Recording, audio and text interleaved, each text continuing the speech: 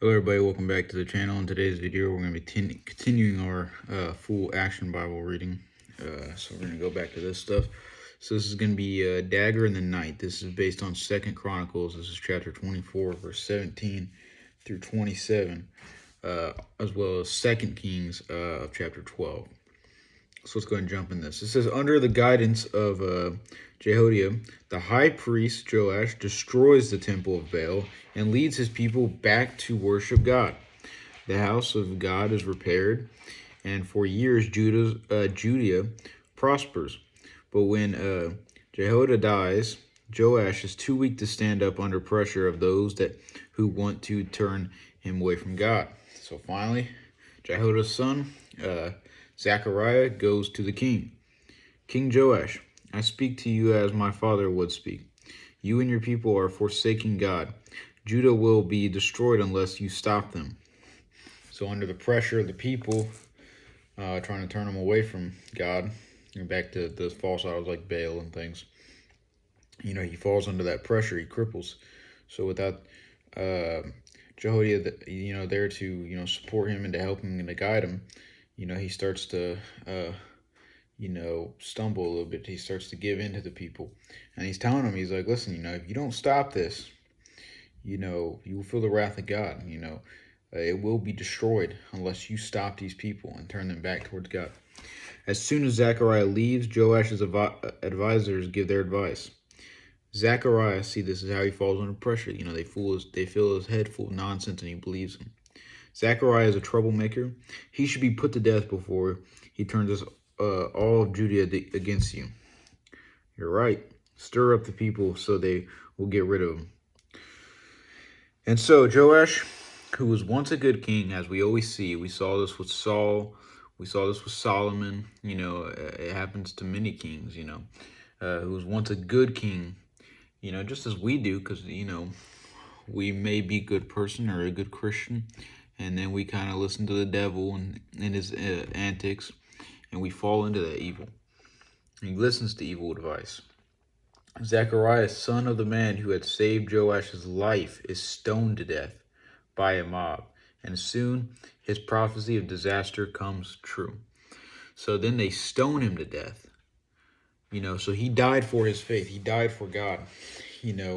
As Jesus did, as all the disciples did, as many of these, as Paul did, and it may be something, sometimes you have to sacrifice. It doesn't mean it's always going to be your life like these men did, but it can be. But you have to be willing to give up anything, for God, and to sacrifice anything for him. It could be your time, it could be your job, or it could be many things. It could be your friends, or anything. But, you have to be that person that moves against the tide instead of with it.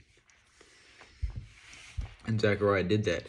And though he was stoned to death, he was, I'm sure, greatly blessed once he entered heaven, and his prophecy come true. Judah was destroyed. Zechariah predicted disaster comes soon in an attack by the king of Aram.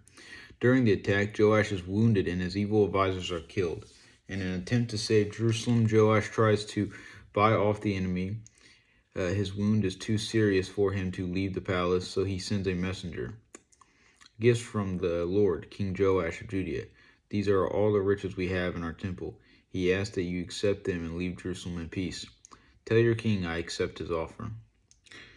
How is the king today? No better, no worse. Too bad the Arameans didn't kill him, didn't kill the king along with the men who advised him to murder Zechariah. With them gone, we could save Judah if it weren't for the night when all the palace is asleep. Remember, we're doing this to save our country. So King Joash is murdered by his own men. So they felt that, he was the problem. Him and his advisors who brutally killed, Joash and, or Zechariah, who brutally killed Zechariah and turned against God, had the people turning against God, and doing very evil works. They decided that now the advisor were killed, if they killed the king, that they could put a stop to this. So, he's murdered. For almost 100 years, Judah is ruled by kings who waver between worshiping God and heathen idols. During this period, God sends prophet after prophet to warn the people of their wicked ways. Some prophets do better than others. And in the next story, we will learn about Jonah. This is based on Jonah, I should say, a fishy story. One of the most famous stories actually in the Bible.